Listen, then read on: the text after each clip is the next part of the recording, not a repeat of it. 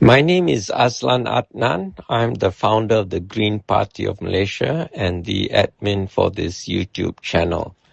We now have more than 20,400 subscribers, and I'd like to welcome all new subscribers to this channel. For the information of new subscribers to this channel, I'm a VIP, visually impaired person with low vision, and belong to the BVI community. That's the blind and visually impaired community. Now, I want to explain a little bit about blindness because a lot of people be wondering how a blind person can make videos. So there are three categories of blind people. This is not official in the medical sense, but it's for practical purposes. In fact, it was developed for sports for blind people. So the three categories are B1.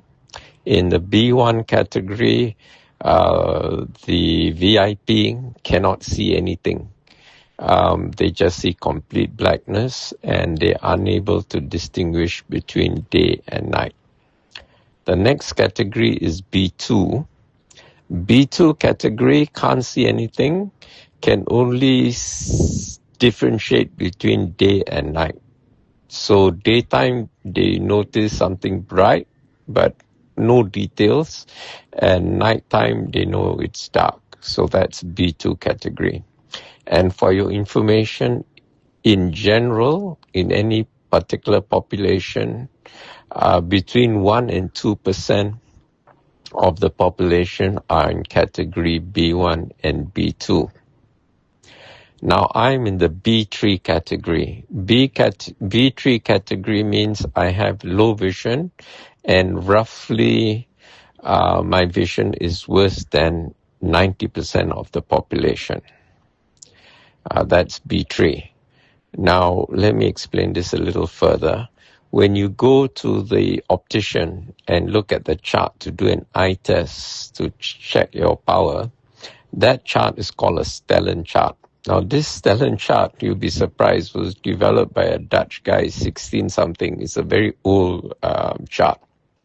Now, there are more advanced charts, Logmar chart and ETDS something like, I don't know what it is, but no optician I know or no optometrist I know who runs a shop has these other charts because they're mostly used for research. The only time I've seen this chart is when I go to Segi University at their optometry department because they run a degree in optometry.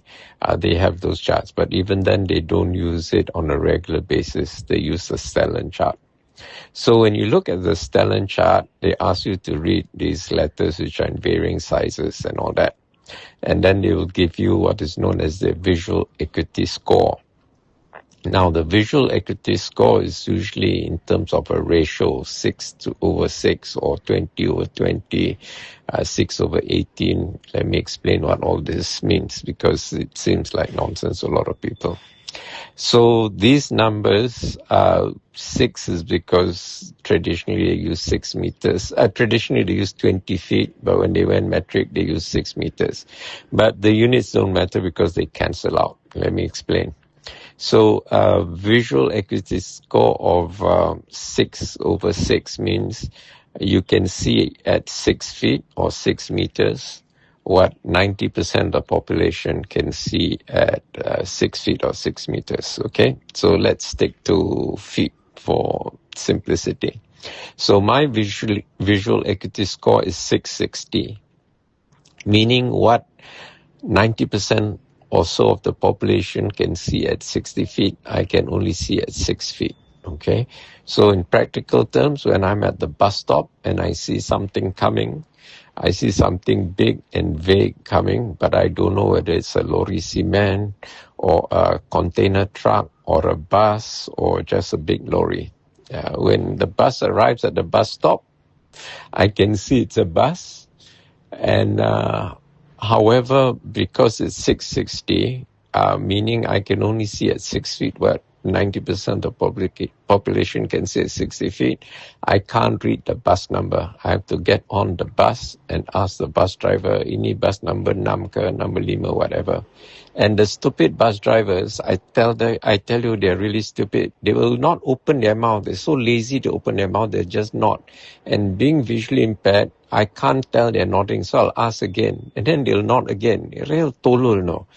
These guys are no brains, but I tell you, I suppose that's why they're bus drivers lah. Otherwise they'll be pilots or doctors. Anyway, they should learn to open their mouth and speak lah. Why do they want to save their voice, is it? It costs them money to open their mouth. Lazy buggers. Anyway, I have to do various eye treatments to arrest my macular degeneration. I have a lot of eye conditions. Macular degeneration is one of them. Cataracts is another.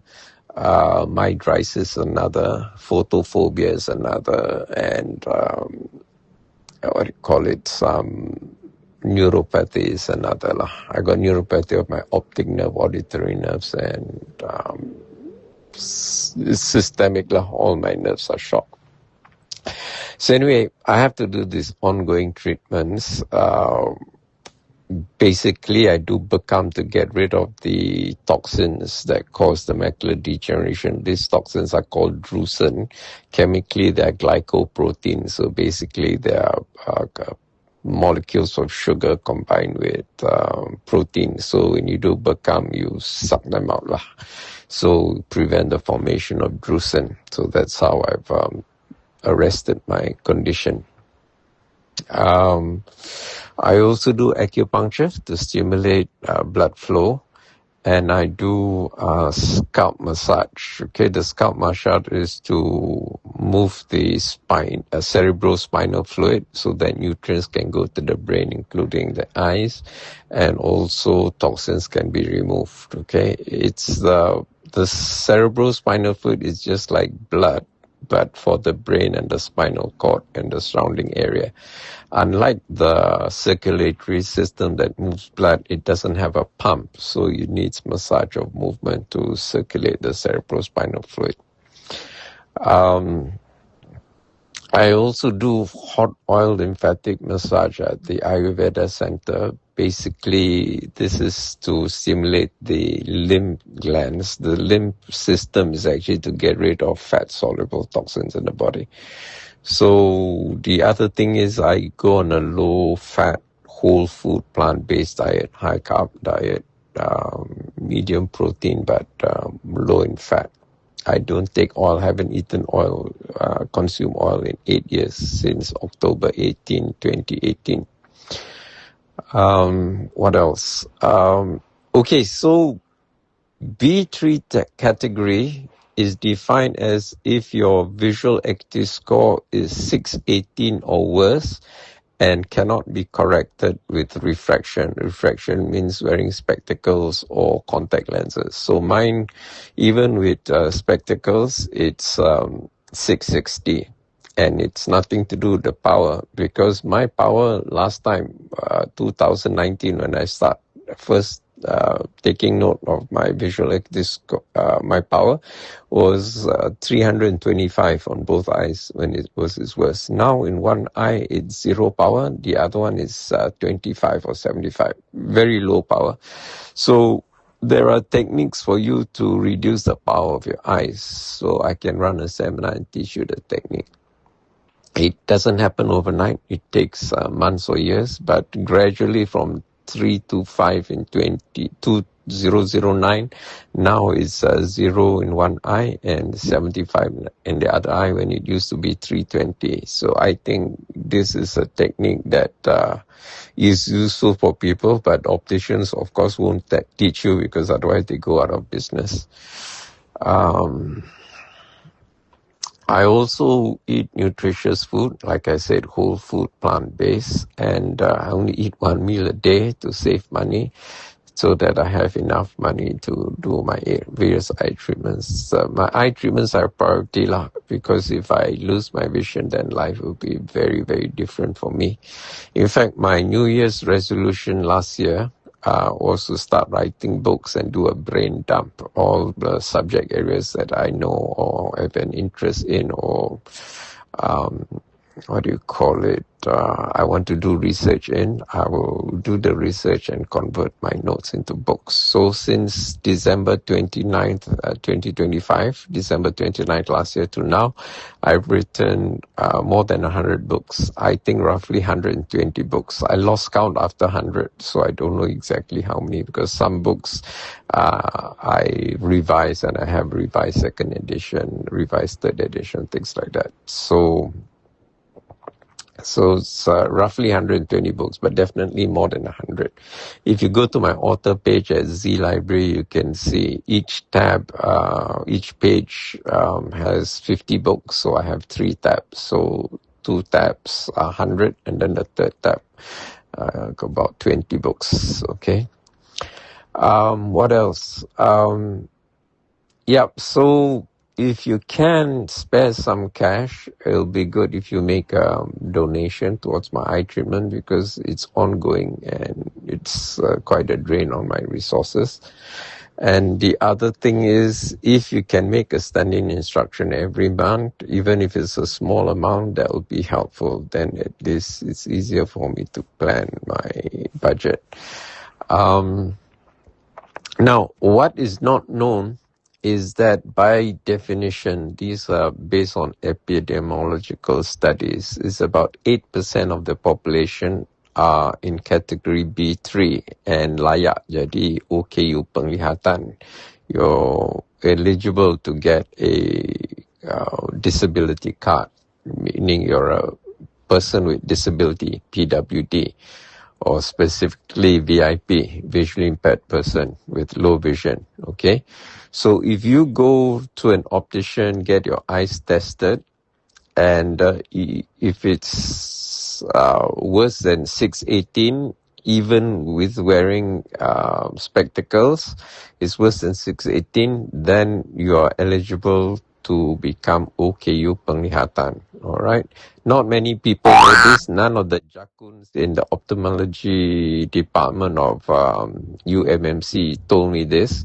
I found out by chance because an optometrist that I met, who was a former president of the Malaysian Association of Optometrists, she retired from the low vision unit of UKM after working there for don't know how many years, and she's a graduate in optometry from the UK, told me.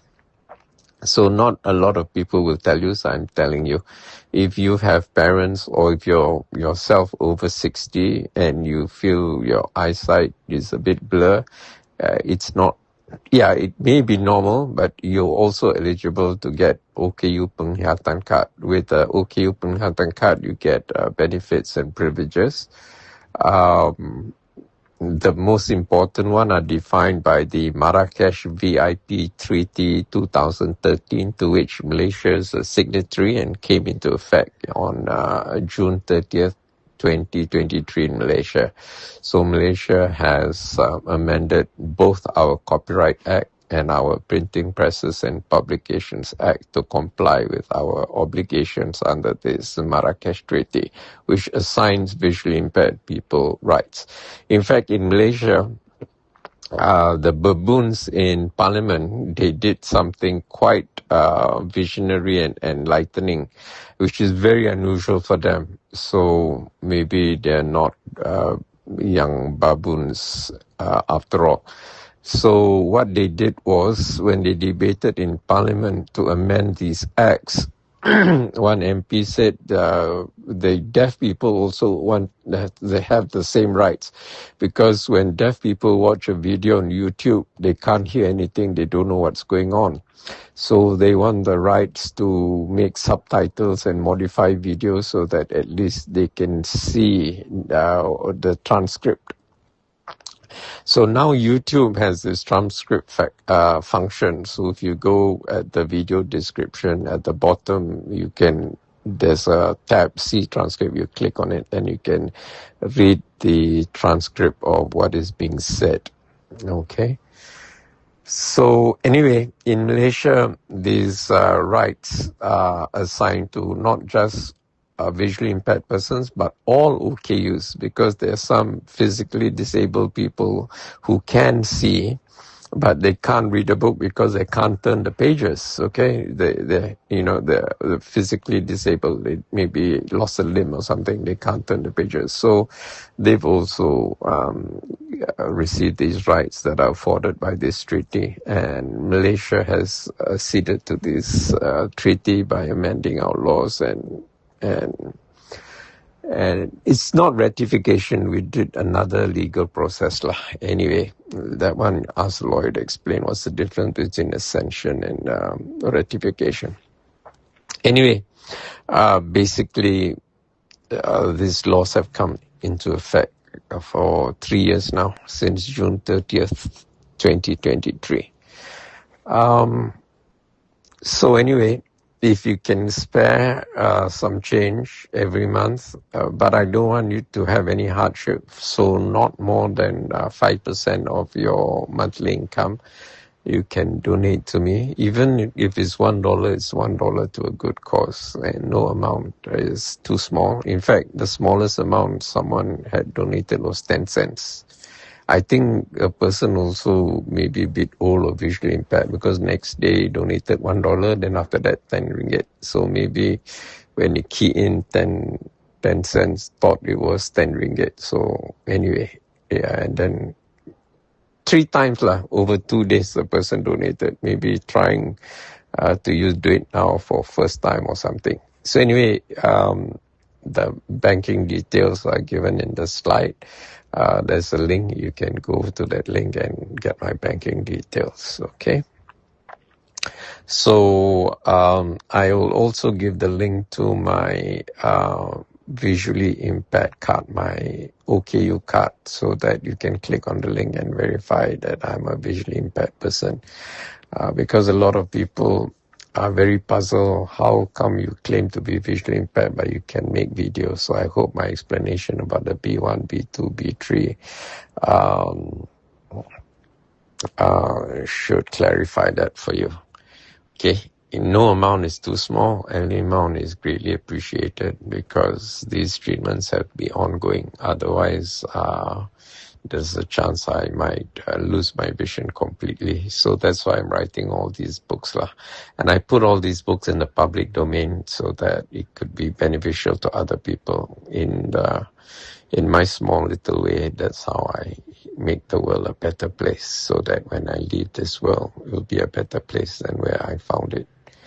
Talking about that, when I was born, there were 2.91 billion people on this planet, and now there are 8.3 billion.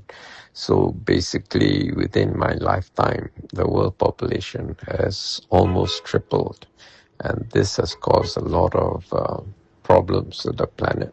Okay, so in fact, all the problems you see in the world today, whether it's air pollution, water pollution, habitat destruction, species extinction, are all as a result of overpopulation, because never in the history of human civilization has so many people born on this planet in such a short time. And the other issue is Malaysia is now an aging population. The aging population is defined if 7% or more of the population are above 60 years old. So we have already reached that stage, and we need to make structural changes to our economy and our taxation system so that we can move forward. Otherwise, we'll end up like Japan, where there's a lot of old people, very few young people, and not enough taxpayers to pay for the healthcare and pension of old people. So this is a major problem I hope people like Rafizi can address. If you have any brilliant ideas, you can put in the comments so that you can spread these ideas and build on them. So thank you for listening. I know this is a long video, almost 20 minutes, but thank you.